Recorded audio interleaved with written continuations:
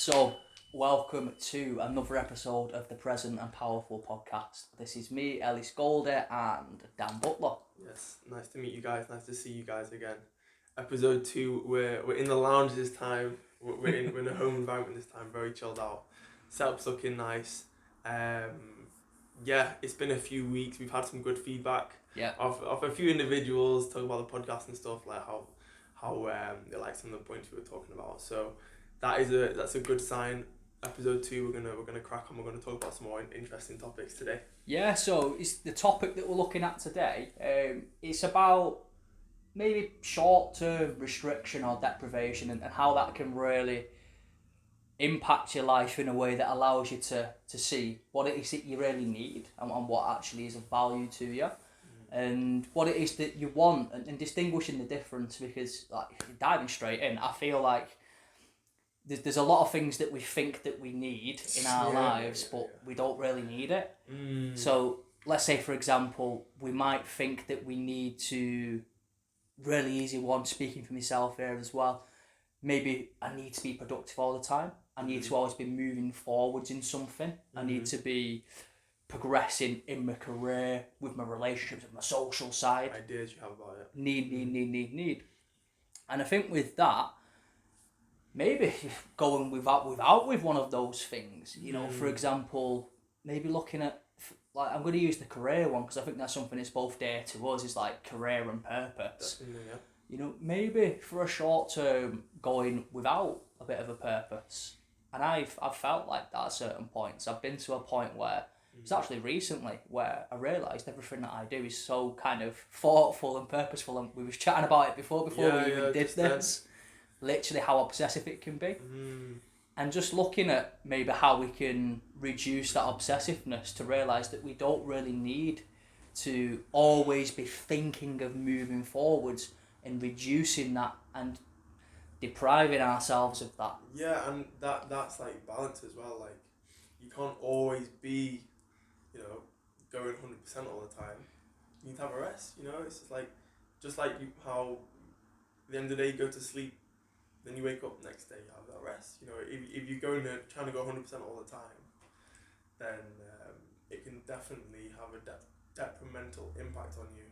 And I think with modern day, like Instagram and social media and stuff, people can kind of portray a version of themselves on the media where it's like, I'm always in the gym, I'm always training, I'm always doing really good things, I'm always like waking up at 6 a.m, checking my stock market, checking my online stores, all that stuff, like making like my first day starts from 6 till 12, then my second day 12 till 6, so I've already done 2 days, it's like I've been so productive, like, but no one on earth does that all the time. No one on earth. And I think we need to just remember that and bring that back to ourselves as well, because then when you're thinking about other people are doing all these things, and then you compare yourself to that, and you think, oh, then, I need to be doing this, or then I should be feeling like this, or I'm not feeling like this, that means I'm this, that means I'm that, which could be a bad idea about yourself, which you don't want to do, you know what I mean? So I think, that's my major point, is like, when you're having that solitude time, is to get rid of all those societal expectations and ideas for like other people, and think about, what about me, like just me, like what do I need to do, like how does this make me feel when I go 100% all the time, or push myself too much, how does it feel when I when I'm lazy and I'm not productive and I procrastinate, I'm gonna feel like rubbish, basically. You're not going to feel fulfilled, then you're going to want to spend more time by yourself doing unfulfilling things. It can be a vicious cycle. It can be, man. And I think, touching on that, spending time by yourself and actually, going into things that don't involve progression, that don't involve always moving the needle forwards, like social media and have you believe. If you sit down and actually, it's allowing yourself to sit down and do something that is quote unquote unproductive, that is seen as, oh, you can't do this because it's not moving you ahead. You're not allowed to do that. Now, you shouldn't be playing games. You shouldn't be watching YouTube. You shouldn't. And that's a very important word that I pick up a lot in society and just in general. If you're being told you shouldn't do something, it's like, well, why shouldn't I? Like, who's telling me the should? Where's the There should needs to coming be a from? why. Yeah. Exactly. Yeah. And we could easily get caught up in the should. If we're being told should do this and being conditioned to do that all the time, we think that's what we need to do because someone said should do this, do this, do this. But really, that person has no idea of who you are. It's just some guy online who's going, do this because it's what worked for me and all my other people that I've worked with. When in reality, it's getting back to what matters to you. It's going back to where do I want to be. And I feel like almost going into that state of, well, I'm always productive. Well, what would happen if I wasn't productive? What would happen if I wasn't always chasing some next goal in my mind? What would happen if I wasn't thinking about moving that needle forwards? And what might come up for some people is, I might die. And I'm saying that from like my experience. I've had that thought. If I'm not doing something, I don't know what to do myself. So I'll just do something to fill that void. Yeah. But if you take that out and do nothing, doesn't mean you need to go and sit in a mountain for 2 weeks or anything. I mean, you've done a little bit of that, and I've done a little bit of it my own way. Yeah. But it doesn't mean you need to completely cut out everything. It just means, can you reduce that productivity? And I think a really practical tip for that, without going to the extreme, is really simply just, right, well, I normally journal all the time. I normally think about my next project, and then I do the action and just repeat. Well, what is it that I would actually want to do for fun? What's unproductive? That could be, in my eyes, I'm going for a walk because I'm not achieving anything. But going for that walk and getting that headspace is actually productive. It could be more productive. 100%. It could be more beneficial. Yeah. And I think we need that's the key thing to remember is like being willing to kind of change your ideas and shift your ideas, because anyone, like, let's say talking for myself, if I haven't figured it all out yet, then it means I need to change something. Yeah. Do you know what I mean? I have to change something, whether it's an idea I have, whether it's something I do, whether it's anything in my life. If I'm not like exactly, how can I say, like fulfilled on my karmic lifespan, whatever you want to say, or, you know what I mean, like your ground purpose in life. Yeah. To be like, to reach perfection or nirvana or whatever that is. Then there's something that you need to change. There's something that you might need to fix an idea on. It's like, if you're thinking a certain way about being productive all the time, then who's to say that's the best way to think? Maybe take a step back, have that time for yourself, that solitude time, deprive yourself of certain things to see, okay, what do I need? How do I feel when I'm not doing X all the time? Yeah. Do you know what I mean? And that way you physically experiencing it and knowing it for yourself, rather than someone, like you said, telling you, you should do this when they have a completely different life and a path to you, isn't it? And one thing I want to go in from here is like also talking about the idea of having that solitude. For me, is a very important thing, but what's also important is having social interaction with people, because if you do one more than the other, it's detrimental. Do you know what I mean? That's like from my own experience anyway. Yeah. If you're spending too much time alone, that's detrimental. Yeah. If you're spending too much time with other people all the time and not focusing on yourself, that can be bad as well. Yeah. So it's like getting that balance and knowing how you feel. Like, let's say you're spending a lot of time by yourself, right? You're in your house all your time. You're in your room all your time, like all over lockdown, or people can fall in that trap of like just being on devices all the time, phones. They're away from their family. They're away from their friends. Being in that situation is like a bit of a black hole. You need to then take yourself out. You can develop bad habits. Take yourself out the house, even though you might not want to. Take yourself to a gym. Take yourself to a community of people. Take yourself to your friends. Yeah. Do you know what I mean? Or go for a walk. Expand yourself in some way to lift yourself up. You have to put energy in, don't you? Yeah. To get something out of it. So. Yeah, I think with that point, it's actually touching on lockdown. Obviously, a lot of people were forced into being by themselves. Yeah. Obviously, we all was. We was forced into that state of, right, you can't really do anything. But one thing that came to my mind at the time for myself personally was more so kind of, well, one or two camps really, wasn't it? It was, you can either choose to sit there and do completely nothing in this lockdown. You can choose to completely just go into the darkness. My view of the darkness would be, I'm going to go into complete and utter distraction, which is, I'm going to use everything in my will to distract myself from my thoughts, how I'm feeling, what my actions are, and that may just be constantly spamming one thing. And that one thing for many people was COD Warzone. That's one really specific example. Yeah. But another one would be just spamming Netflix, and it's like using that one thing. And I think that really links into, even when you're not in lockdown, you know, if you're just spamming that one thing and you've never gone without it, then you don't really know the other side. That's true. So if you're just thinking, I'm going to stay inside all the time because I'm scared of going outside, I'm scared of speaking to people, I'm scared of communicating, and you're only doing that one thing, you get very used to that one thing and you become conditioned to stay in that zone of your own bubble, and it feels safe, it feels comfort, it feels great. But when you come out of it, you kind of feel like this alien, and that's what happened when we all came out of lockdown. I think we all went through it. You know, we all felt a bit like, well, where do I stand in terms of like speaking to someone now? I don't really know where I'm at. I don't really, you know, understand what's going on anymore. Like, this doesn't make sense. They're at, like where you fit in and stuff. And you're trying to figure out like, how do I do this thing again where I have a conversation? And that's because there was a lot of time spent doing one thing for a lot of people, which was distraction or not socialising, which was unfortunate.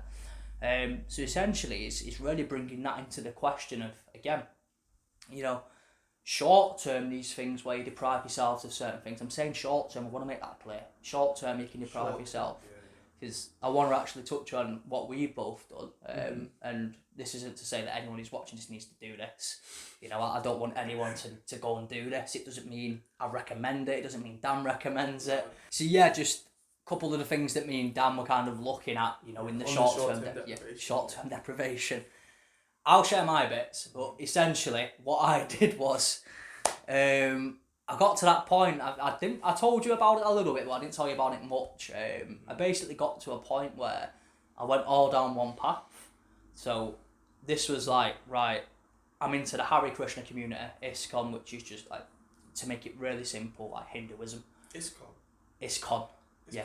Yeah.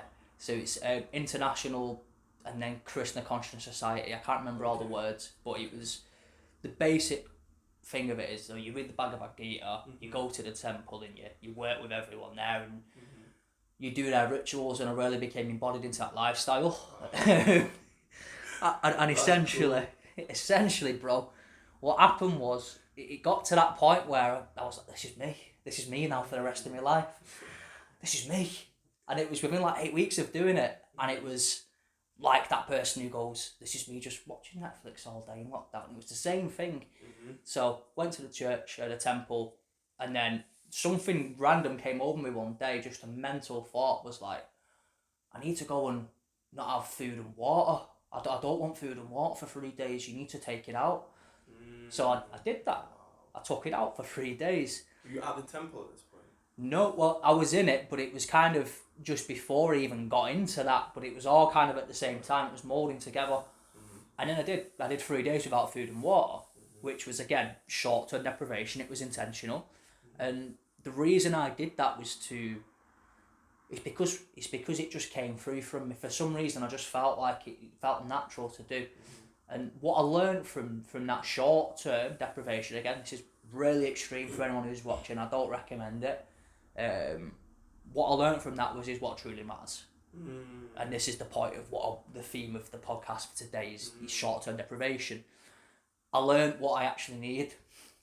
Because I stripped everything back, and off the back end of that, I also did a 3-day technology fast. You know, I didn't touch my phone or any technology for 3 days after. So what I learned was I only need food, water, and shelter. And I know that sounds pretty obvious from the restriction. It sounds obvious, but when you realise it, it's different. It's realising it, it's embodying it, and it was noticing how my body kind of said, when I was getting to that second day and I was driving round and I was, you know, feeling faint, feeling dizzy, doing yoga sessions, nearly like collapsing and stuff, my body was picking out things in the vicinity, like, oh, there's a coffee shop there, there might be food. Whereas normally I'd be looking for like the caffeine fix. It's like, there might be food in that coffee shop. Well, naturally, yeah. Yeah. Naturally it was, but I could feel that coming out like an instinct, like an animal instinct. And then realising after doing this 3-day deprivation that we're all safe, we're all okay. Yeah. Because there's shops around every corner. There's food around every corner. There's an abundance of water. So in actual reality, we don't have a lot to worry about. We just find all these things in our head that we need to worry about, because if we're not worried about something, we don't feel fueled by that anxiety that fuels us daily. So then we try and find fulfillment in things that don't really need to feel fulfilled in. We try and find purpose in everything, which is something that I've been guilty of. I still do it a little bit now. I was talking about it with you before. But really what matters is food, shelter, water, and you don't need your technology. I still managed to speak to people in those 3 days when I was off my phone as well. And you really think, wow, we have so much abundance. And that's the point that I want to make. You don't need to go and do a 3-day no food, no water fast. But it's, can you, the listener, can anyone who's listening to this, go to a point where, let's say for example, what's something that you normally really go to?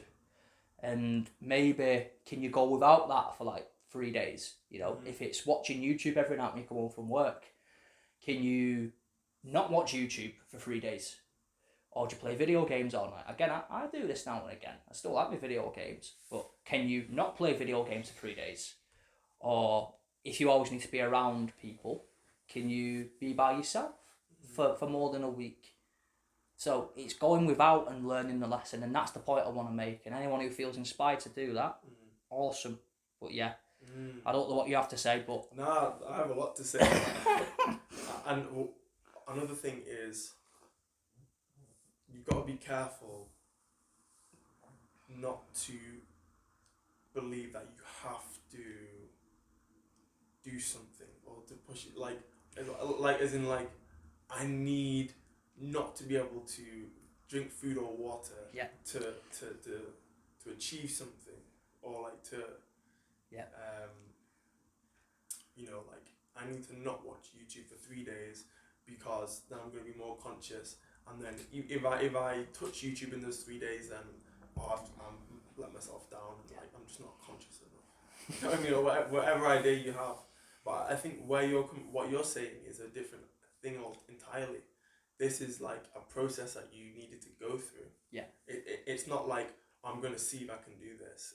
Although that's what it was conventionally. It was like coming from you in your heart, something that you needed to go through in your life, where you committed your entire self to something, you know, like and like put yourself to the wall in order to feel that the wall is there.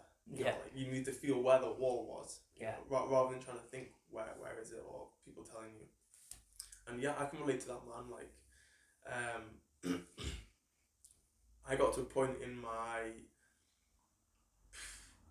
life where the only thing I wanted to do, or the only thing in my mind, was like I need to just go completely inside of my mind and just see everything, and I just want to like close my eyes, forget about the external world completely, like almost it doesn't exist. And like I need to go into entirely myself and just like I don't know, find something out, or like realize what are all these meditation people talking about? You know, they talk about consciousness. Like, I don't feel conscious. Like, where is consciousness? What am I? Like, how do you get to different levels of like experience and stuff like that naturally? And I got to a point where I was like, I want to see if this is real. I really want to put this to the test and see what this life's all about, in a way, you know. So that's what I did. So I went entirely short-term deprivation. It's like I'm just taking my rucksack with a tent and a sleeping mat, and like obviously my phone, which is a flip phone at the time, or even a smartphone.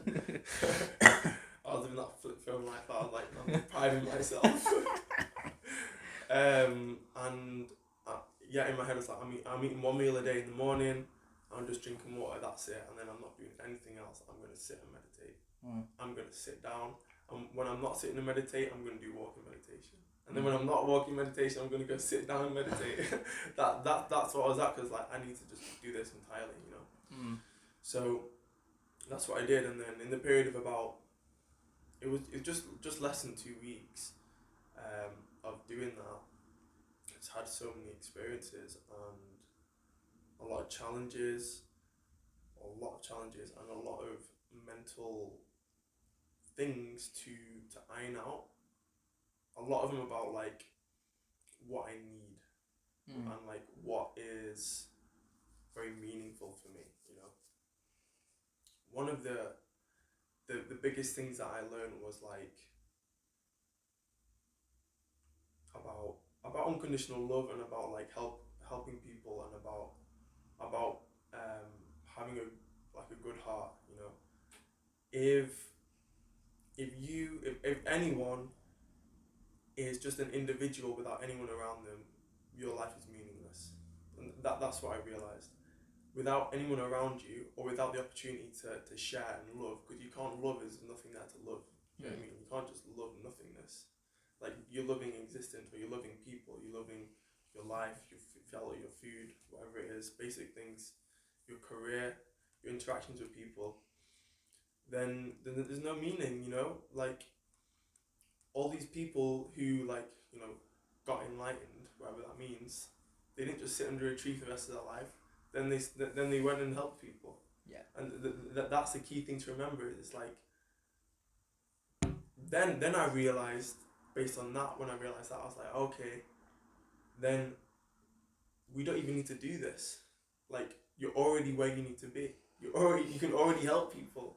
Do you know what I mean? It's like, okay, I'm here amongst all these people. I'm going to take myself out, whether that's physically or mentally, out of the world, out of society, deprive myself of food, water, like entertainment, not going to distract myself. Then I'm going to come back having realized something. You know, I'm going to come back to the society with some new knowledge, with some new information that's going to help people. But you're still where you were. Yeah. Do you know what I mean? You just came back. So it's like, you need to remember, whatever I do, however I want to grow, I'm still going to be here. Yeah. Still just going to be right here as I am, you know. So it's like, okay, skip that bit, skip the whole loop of 2 weeks of no food, and then just think, I already have the opportunities that I need to do. What's the best thing I can do right now? You know, how can I speak to this person? How can I help this person? I need to do this thing, you know, this is going to make my life better, etc. So, you know, those small things we do every day, or that you can do, those small little changes you can make to make life better. Yeah. And just enjoy the process, because you're never going to be able to just evaporate. I mean, you're always just here, isn't it? In your body, you need to like just live. Evaporate. It's a good way of putting it. I've had them thoughts as well. I just want to float away. Yeah, just want to float away in a cloud and everything's going to be fine. I don't know where I'm going. I just want to go away. But everything that you've said, man, there's value in it, and I think, like, I almost intended to go through that short fast thing. That was maybe you needed to go through that to realise that actually you was already where you was needed to be anyway. But one thing it reminded me of was, again, I'm not very cultured, I don't know much about this, so, you know, anyone who does, I'm not an expert, but things like, when you said, I've gone away into nature and I've come back with knowledge, it's like what I would imagine that people would do back in the day.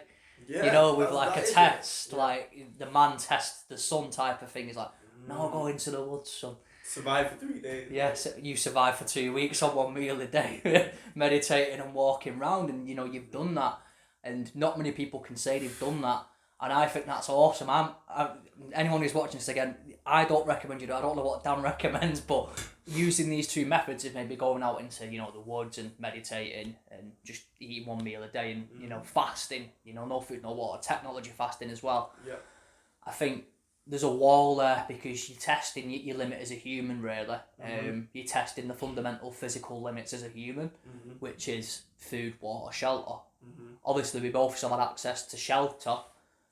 You know, that's the only thing we probably didn't get rid of. Mm-hmm. And it's like part of my brain still goes, I should try that, but Well, then it's you like, didn't do it right away. but then no, it's like calm down. Yeah, But yeah, it's yeah. like you go without at least food and water or restricted, and there's nothing. You can't really go any further than that. Yeah. I mean, I haven't seen further. I don't know whether you can. Some people might say I'm enlightened and I've been beyond my body, and I've not been there. I think that's impossible. Yeah. I think this idea about like the body is like the lower thing, the earth is like the lower, and we need to be conscious, we need to be like in the immaterial realm of like I don't need food or water. I think that's a load of rubbish now, bro. Yeah. Honestly, I think that's a load of rubbish. Food is a blessing. I believe food is a blessing from God, and water is and air is, and our bodies are amazing. Yeah. So like to think that you want to throw that all away is throwing away what you have. Do you know what I mean? Yeah. That's what I think now anyway. It's a good point, man. And I'll be honest with you, I agree with that. And there's part of me, again, this is just part of me that I'm still figuring out. It wants to test that boundary all the time. It's like a little kid. Yeah. I'm not a little kid though, but it wants to test that. But it's like, maybe there is beyond, but that's where the trap is in my eyes. It's like, well, I've gone without food and water. I've gone there for 2 weeks. Been in nature. What's the next thing? And this is what I was saying before we came in here. Catching myself in, what's the next thing? What's the next thing? What's the next thing? Yeah, we all do that. And it's like, what's the next thing? And then it's like, I've just nearly died, and I've come back. Is there a next thing? Let me reflect on this real quick. Yeah, until it goes next. That's another point I want to bring to anyone's attention as well. Is being honest with yourself. There's always the next thing. There's always the next thing because there's constant change. But Time will never stop, bro. It doesn't stop. Life never ends. Yeah. It's a case of you choosing when do you need to stop thinking. Stop the thoughts coming in and just be like, well, not stop them, you can't physically stop them all, but can you just, right, I know what I'm doing now. I'm doing what's next now anyway, so I don't need to be constantly thinking about what's next. And that's me speaking for myself. It's what I need to hear right now. But I think it's also what a lot of other people need to hear. Is there's always next, but you're already doing what's next because you're in the now, and trust in it. That's it. Trust. Yeah. I was having this conversation with one of my friends in work a few years ago, not a few years, like last year, and he was saying when a lot of people in the 20s, especially like men and stuff, they can they have an idea of perfection in their head, like they have an idea of what they need to be like or what people expect them to be like, and then creating that idea that's so high, it's too far away that they can't reach it, you know, or like they never get into that thing because it's like that idea of perfection, you know, it's like being a perfectionist. But we were saying, if you could see the growth you've made in 2 weeks, if you can look at what you were like 2 weeks ago and compare it to what you are now, you probably realised something that you didn't even know, or you probably done multiple things which have been extremely beneficial and impactful and have pushed you forward in the right direction. So it's just remembering that, and that's never 2 weeks, never mind 2 years. Yeah. You know what I mean? Or never mind the next 2 years that you're going to be doing. It's like, that's humbling. Like, we can always be striving for more, right? But we can strive for too much as well. Yeah. You can strive too much, you know, and that's when you need to bring it back down to base level and be like, a day is just 24 hours, a day is a day. You know, I don't have to solve all those problems in a day. You know, I don't have to become enlightened in a day. I don't have to completely do this thing in a day. It's like a few days. And then I think that's more sustainable, because if you then make your short-term goals smaller, you can do them rather than not do them. That way you're going to actually progress, rather than, oh, my short-term goal is just way too high, and then you can't sustain it, you know, for a while. It's like, instead, short-term goal smaller, long-term goal bigger. Yeah. You know, and sometimes people's long-term goals, my long-term goals sometimes have been too small as well. Like, make your long-term goal a lot bigger and your short-term goal a lot smaller. That way you'll actually work to it. Yeah, it's them smaller steps, isn't it? It's like micro step in it, so that there's that massive target where it might seem really overwhelming at first when you said it, because it is a long term one, but then when you short term step it down, it becomes really simple. Yeah. It's reverse engineering that bigger target and going, I've got this thing, and that gives you the focus that I think a lot of us crave. It's what I crave anyway. That focus of, I want to be focused on something all the time, and that's something that I still work on, letting go of. I'm sure a lot of people do. But having those short-term targets that lead you to the big one, give you that focus, they give you that clarity. And the reality is, you're always going to be focused on something in my eyes. You're going to be focused on... Definitely. If you're not focused on some type of target that you've set for yourself that you actually want to achieve, you're going to be focused on whatever the media throws at you, or whatever your friends are doing, or whatever everyone else is doing apart from you.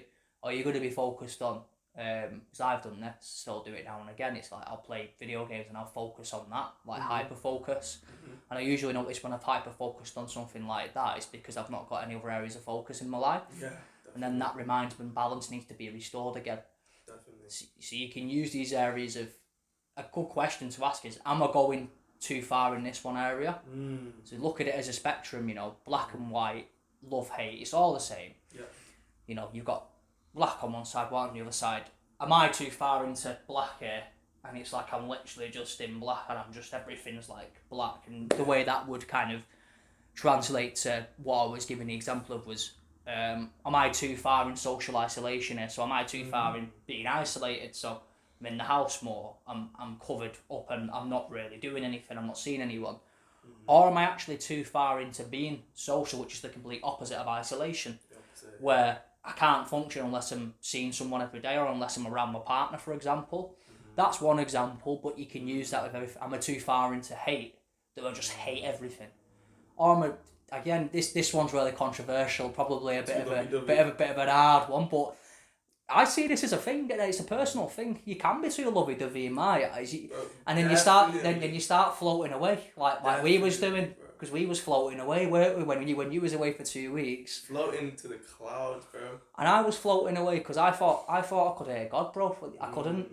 I was just telling myself I could because I was in that state, and I wasn't focused on anything other than Hare Krishna, don't eat, don't drink, cut out technology. Be pure, be conscious. And you have to be clean. You have to be. Be like light and love, and like just be like. Oh. That's all you are, because that's all you are in the spiritual space. You are love. That's all you are. You're an angel. You're a being of light. And you are, like, we're not denying that, but if that's all you are.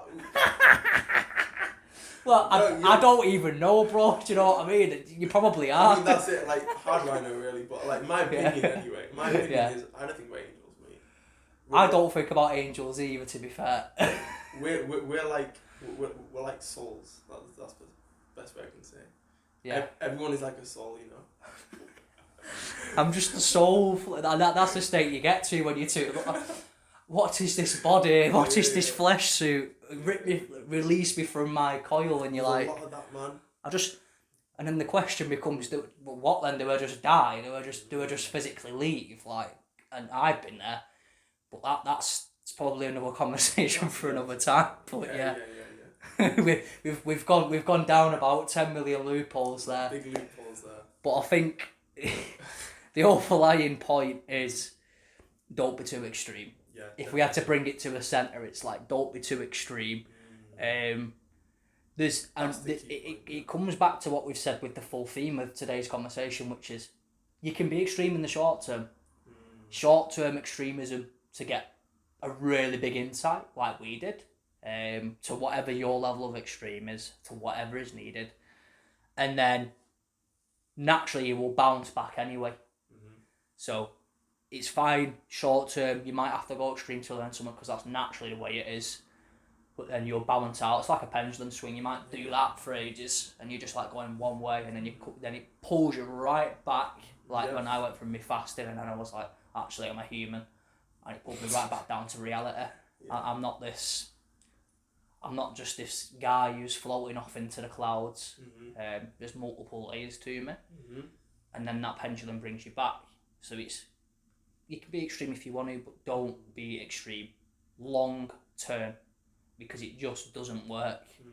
You know, it's about balance. It's the basics. For one day, if you just do something that you never do, like being extreme. If you think, okay, today I'm not gonna, or no, even better, today I am going to do this. Yeah. Today I am going to run. Today I am gonna do this that I never do. Yeah. Today I'm gonna do this good thing. Right, I'm gonna push myself this way.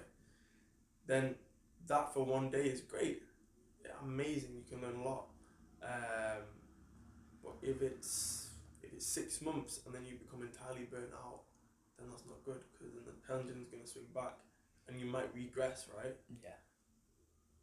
I don't know about regress actually, maybe, because I don't believe you actually can. That's another point, but I don't believe you actually can regress. I think it's always, whether the pendulum swings, if you go back into the light or back into the darkness, it's all meant to be. Do you know what I mean? Like you've needed to do that to learn your lesson. There's still a lesson in both. Yeah, there's always a lesson in both, and yeah, like having that awareness to have the ability to see that there always is a lesson and that you're always learning, and that you never have to be tied down to anything. I think that's very important as well, because if you're being too extreme in your mind, you're tying yourself down. I have to do these things. Don't tie yourself down, because maybe the lesson is on the other side. You know, maybe it's like changing. You know, if you, maybe there's a lesson to be learned when you're eating ice cream all day, relaxing. You know, oh, life's great, isn't it?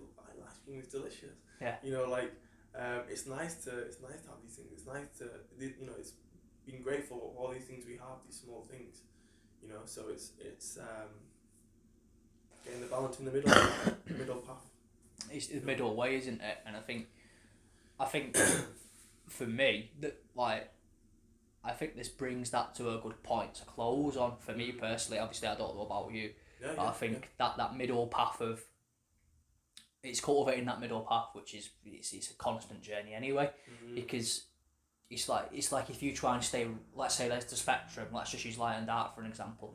Let's say you're neutral. It's not, you can't just do that either. Like I've attempted that recently, where it's like I'll just stay in the middle of everything. It's like I'll just stay here, and it's like nothing's changing now. It's like I'm just there. So what? That's interesting. And then naturally, this is what I've actually just done. You'll find something to go like that to kind of change it. So you're always changing, but if you're aware that I'm going too extreme again, you know you can just do that. Then you bring it back. Yeah, rather than the pendulum doing this, you're doing this, because you're the one doing it. You're in the middle. You might be going a bit there, a bit there, a bit there.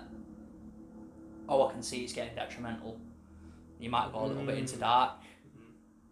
Then you're kind of like controlling it. It's like, look, if I look at my hand now, I'm controlling that, and I can like feel that. You know what I mean? And that's a meditation in itself. But essentially, it's bringing yourself back to that middle point of balance, and ultimately being there as much as you can, but realising there's going to be times where it changes and you can't control everything.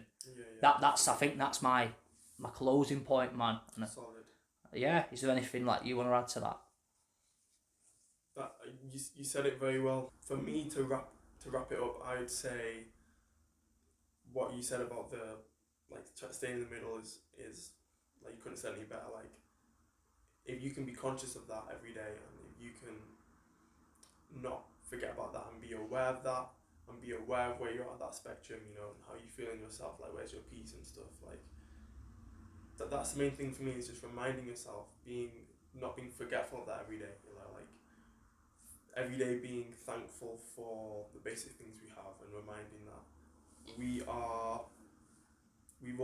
all popped in this universe, like that's just turning, and we didn't do anything to it, it's just here. We've come in, this is our life now. Okay, we have things to do. Do you know what I mean? We have things to experience, we have things to be grateful for. And we can't stop the universe from turning. We can't stop time from turning. It's always going to keep turning. You know, so it's like, it's humbling, like, just do your best, you know?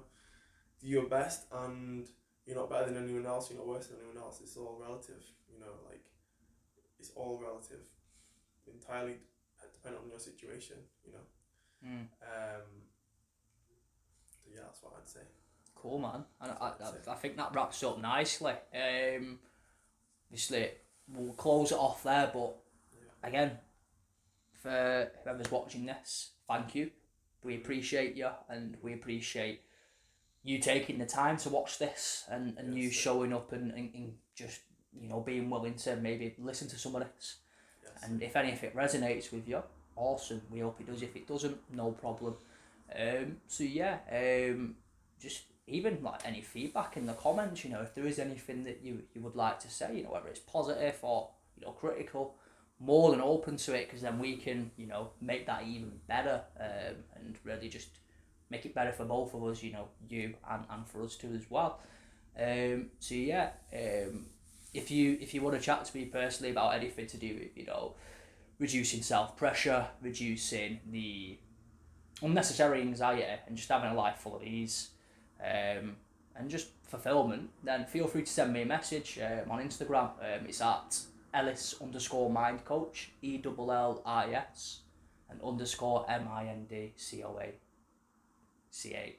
We'll put it in the description so people can Yeah, click yeah. on this easily. Sound. Well, apart from that, yeah, it's like, thank you. And Thank you guys. Thank you once again. Ep.2 smashed it, and we'll see you in the next one for another amazing conversation. yeah, man. Thank you guys. Have a nice day.